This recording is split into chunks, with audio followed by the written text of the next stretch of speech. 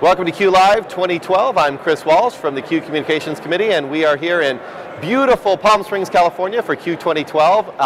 And we have a distinguished panel of guests from CUE and ISTE to chat a little bit about ISTE 2012, which is in San Diego in just a couple of months. Exciting. Yes, very much. So I'm going to have you each just introduce yourselves really quickly, say your role, and we'll go from there. I'm Donella Evoniuk. I'm the Senior Director of Conference Services for ISTE, and I oversee the production and strategy and communications and all the elements of the conference itself. My name is Anita McAnear, and I'm ISTE's program chair, so I'm in charge of the program for the conference. And I'm Bonnie Marks, and I am from here in California, and my role is as a regional program chair. So I put together a group of folks, mostly from California CUE, but other states as well, to work on designing the program. So we know we have 4 people up here, but it really is the dream team for the ISTE conference. So why don't we start back with Bonnie. Tell us a little bit how CUE fits into the whole picture for ISTE. Sure. Well, starting logistically, CUE as an organization is one of ISTE's many affiliates. We're probably one of ISTE's largest affiliates. And when ISTE plans its conference, it looks at the country and the state that it's going to be in and tries to find a local organization who can help make the conference great. And in this case, computer using educators step forward, and so we're working with the folks at ISTE to plan the program and plan some events and bring some new ideas to the table. And in fact, Chris, we've been working with CUE now for 4 different conferences. We started in 1986, 1998, 2006, right? And now 2012. And it's a really wonderful long-term partnership that we've had. It's very exciting, and it brings a lot of new blood and a lot of new enthusiasm and new best practices. That's great. To the forefront. And I want to talk about the new, because there's a lot of new stuff. First, just the basics, if people don't know about it. The conference is June 24th through 27th. I got that right? Yep. In San Diego, California, which how can you get better than San Diego? Not that the other locations aren't great too, but San Diego is a great spot, and this year's theme is expanding horizons, which I think is a great way to kind of get people to think about maybe more than technology. I'm assuming that's a big part of it. So why don't you tell us a little bit about just the theme itself and how that'll play out at this year's ISTE conference? Do you want to go ahead? Well, we think of expanding horizons as being perfect for the venue, because at that convention center in San Diego, you have gorgeous horizons to look out upon. And we always think of the goal of the conference is to improve learning for students. So of course we are thinking much more than technology, and we also just want to make all educators realize that they can be innovators and creative and can teach their students to do the same and can really take charge of their own learning and deepen their learning and expand their horizons. That's great. So what can we expect to see new and different at this year's ISTE conference? Well, one of the things that we've really taken seriously is the fact that not everybody can travel to a conference. Mm-hmm. And that doesn't mean that you don't want to take advantage of the excitement and the momentum and the drama of a face-to-face event, but it means that you may not be able to be there in person. And so we've really expanded our remote opportunities for people to get involved with the conference. So on Tuesday, for example, at least 600 participants, individual participants, can sit at home with their computers and log in to a live keynote session. Great. They can log into one of 3 choices during each of the normal time slots during the conference day to get streamed live content. And there is a fee associated with it, but it's so much lower than the cost of traveling. Yeah. And what we found is that these kind of programs don't take away from the attendance on site at conferences. What we're finding is that this actually helps develop deeper deloyalty both to the organization and commitment to the community. Sure, because you can't go every single year, and That's so right. if in the off year you can do it online, that kind of makes sense. That's right, and people get to keep up and stay connected and talk to their friends, and they can participate in the sessions through back channel, and they can tweet, and they can read the questions later. And it's an exciting way for us to be expanding that technology capacity and using it to our best advantage. Now you mentioned the keynotes, so maybe we should mention who are some of the keynotes at this year's conference? Well, I'll keep on this one. Sorry, Anita, is that okay? So we're going to open the conference with a specific panel focused on expanding and redefining horizons through igniting and encouraging students' natural inherent desire to learn. Say that 10 times fast. Boy, that would be tough. Not going to happen. But the idea is that students have a natural passion for learning, and what is it that can keep them engaged, and what are teachers' role, or what is teachers' role in supporting that activity? And so we've invited Sir Ken Robinson, who many of us know. We've heard of him. Yeah. Heard of him just a few times, to moderate a panel for us. And I can't disclose who the panelists are because we haven't gotten full acceptance. Oh, come on. It's just, no. I mean, it's only a few people. No. Just a couple of watchers. No. But what we're trying to do is create diversity of the panel. So you're not going to necessarily see a panel of education experts. You're going to see a panel of people who understand from the outside what it means to be, to redefine the horizons of learning, what it means to work with kids, what it means to sort of explore that potential with them and unlock it, if you will. And so we're looking forward to that conversation. Does it start with, does it rhyme with Obama? Come on, not this year. Oh, okay. Not this year. All Sorry right. about that. It is an election year. It is. It's not unreasonable, you know. It was a nice effort. Well done. You want to talk Any about other Young? keynotes? Young Zhao. Yeah.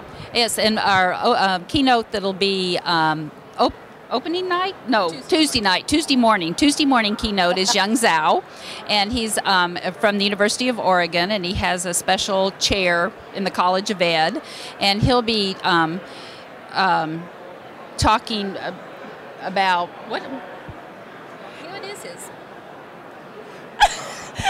This is perfect, Google isn't it? him. Is this live? Google him. Google him, Young Zhao, and he's the associate fabulous. professor. He's the associate professor of global education at the University of Oregon, And he's CUE, been, I believe, has had him as a speaker in the past. It's probably Yeah. true. He's done lots of TED Talks. He's very articulate about what it is that he thinks students should be doing in learning, and what is education reform all about. That's great. Yes, I can say a little bit more. I just wasn't sure we were having him focus on this in the conference, but he talks a lot about, you know, our educational system and how it compares to other educational systems around the world, and also kind of about what the U.S. is doing right. And I think it'll support a lot of teachers and what they're doing and what they know in their heart of hearts they should be doing, which is not teach for the test, but really developing students' creativity and innovation.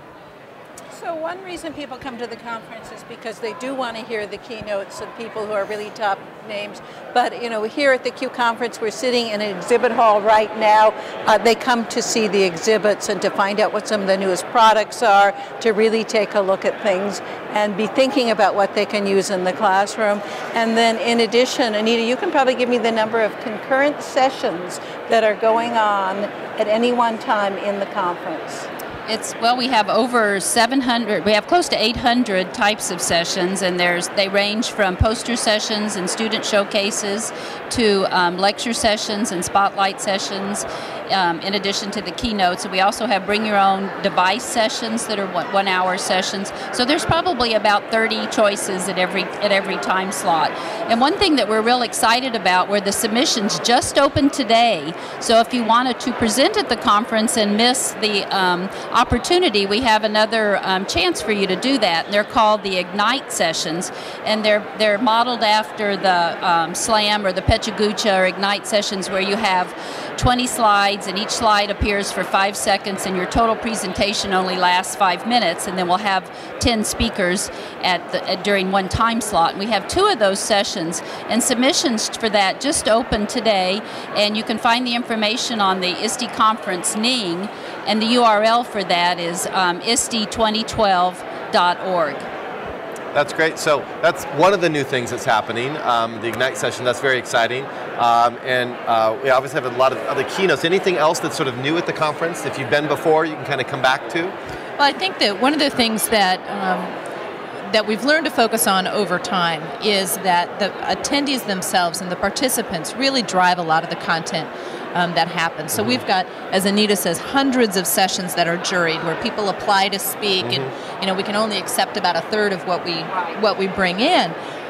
But there's so much over-the-shoulder learning that happens at this conference in particular, and so what we find is that a lot of what's new isn't so much about our formats; it's more about what the individual participants are bringing each and every day to their conference experience, and the conference experience, if you're lucky enough, for example, to get to go to more than one conference a year, we see people building on their conference experiences. So they come to the CUE conference, for example, and they learn a whole bunch of stuff. And then they can bring that learning to the June conference, to the ISTE conference. And that's really, really great, because most people don't get to be out taking that many new classes or getting exposed to that much new stuff within 3-month periods of time, 4-month periods of time. And so it's a really, really exciting way to keep the momentum of learning going. And there is a lot of new stuff. I mean, we're obviously the concurrent sessions, the Ignite sessions, you've got keynotes, you've got the exhibit hall, you've got 13,000 plus attendees coming, right? So with all of that, how do you make sense of all that? I mean, I know I struggle when I go, let alone the social stuff, but during the day, figuring out with so many great options where I should be to make the most for myself. What sort of tools do you have available to help people enhance their experience? Well, I think that with any kind of a conference experience, you can float for sure. I mean, you can always just show up on site and walk around and let yourself fall into whatever there is that catches your eye. That's always, for a lot of people when they first come the very first time, that's all they want to do is just get absorbed. Well, and it can be overwhelming, especially you walk in that exhibit hall, right? But then for others who are the types who really want to think about things in advance, you'll have the opportunity to get on your computer and go into a program planner and pick out the sessions that look good to you. And there's also an app that you can download and have on your mobile device where you can have those sessions and add to it as you go and get messages as new sessions are added or exciting things are starting to happen. Go ahead. Well, I was just going to mention that CUE will also be helping us to organize some shred sessions where from 7 to 8 in the morning you can go and in 1 hour hear 2-minute speeches from some of the presenters that'll be presenting that day, and they can entice you to come to their session that way, and there'll be a a great way. So it's like a little pitch. Yeah, a little pitch. They'll be doing little pitches for teasers. their sessions. I think it'll be a perfect way if you haven't planned your conference thoroughly to choose what you want to go to. That's great. So if I'm coming to ISTE, which I am, of course, as an ISTE member and CUE member, of course, we'll be there. What are the side benefits, do you think? You mentioned a little bit the people. Is there anything else kind of that ISTE kind of is really about besides just expanding knowledge? Community comes to mind. Right. I would start with community. I think it's the first conference I've ever been to, and actually the first flash mob I ever participated in was because I got something on my app that said there was going to be a flash mob happening. Do we have video of that, by the way? Oh, yes, it's up on YouTube. Nice. You can look for me. Awesome. But so that's a piece of the kinds of things that are going on. As a California CUE member, it's wonderful to be part of an international organization and then go to a conference in this state. I was telling a story earlier that the first time I went to the ISTE conference, it was when it was NEC and it was in San Diego, and I wanted to go the next year, and there was no way my school district would send me because it was in Philadelphia, so I had to pay my own way. But it'll be great for CUE to actually have this conference in our state, and CUE members get a 10% discount on registration. Oh, that's important to know. We didn't say that yet. to know. That's great. And you mentioned the international piece. Tell us a little bit about the international presence, because I think that always adds flavor as well to the event. We're talking about Borderlands? Well, let me just do a brief overview and just say that we have about 10% of the population of the conference is coming from outside the U.S., which is really exciting. At 13,000, that's a lot of people. I mean, yeah. I mean, so we're talking about 1,000 people. And what we are really hoping is that we're increasing awareness that the way in which we're teaching our students is not simply this U.S.-centric viewpoint. And even though every single state, every single country has a different methodology for how it applies its educational systems and its consistency within their domain, if you will, it's very, there's so much we can learn. There's so much we can learn from each other. If we just stop thinking of the specifics of this is in Malaysia, this is in Costa Rica, this is in the U.S., if we just think about what is behind it, it's the thirst for supporting the teaching and learning process at its best. Great teaching, great learning. learning. So this is what's behind really that internationalization or that globalization of our conference content. And what we need to do, I think, as Americans, particularly because of course here we all are. I think we're all Americans. Some days. Some days. We have such a focus on the world from through our own lens, as is natural. However, I think that we're missing so much of what's going on in the world. Yeah. So special for this year, we're having a LATAM EdTech Showcase, and it's featuring some of the countries in Latin America that have been doing a lot of work with educational technology, and some of them for as long as 20 years. And they really have a lot of valuable experience to share around the world. So we'll have two international panels that'll each feature 2 of those countries, and then those panels will be the speakers for those panels will be from the ministries of education, and then we'll have separate sessions for people that are really working on the ground in those projects that'll also talk more about what they're doing. And then we also have a Borders Not Bridges initiative with Mexico. So we'll have a session done by the Mexican government, and then we'll have Baja California represented. And Mexico is one of those countries that does a really good job of maintaining educational systems for their citizens that live abroad. So they have an institute for Mexicans living abroad, and they've used technology in amazing ways and have really good programs that are really important for U.S. educators, I think, to know about as well. And so we'll have a session that features that also. And there'll be either in Spanish or simultaneously translation, if I heard. So in Espanol, folks can be participating. That's wonderful. Excellent. Well, there's certainly no shortage of things that are going to happen at ISTE, for sure. And so I just want to thank you for stopping by, chatting with us, helping keep CUE informed, and also being a great partner for CUE as we work together towards a great few days in San Diego together in just a couple months. Did you have something you wanted to add there? Yes, the CUE Rocket Sessions. CUE's sponsoring some very special sort of bring your own device, but make and take something and take it away. Rockstar, the CUE Rockstar sessions. Those are going to be great. There will be a small additional charge for them, but they'll be their hour and a half sessions, and all sponsored by CUE. So you'll see some of your favorite stars probably there. Lastly, I'd add just lots of opportunities for parties, gatherings, stepping outside the convention center, right on the ocean at little tables where you'll have Wi-Fi and new friends. And so we'll see you all in San Diego. You should join the tourism board in San Diego. But if they want to learn more, it's ISTE.org/2012. Do we have that right? ISTEconference.org/2012. Sorry, thank you for correcting me. No problem. All right. So to learn more, check out the website. It's going to be a great event. Thank you for stopping by, and we'll see all of you guys in San Diego. See you there. For everyone at CUE and the CUE Communications Committee, this is Chris Walsh. We'll see you soon.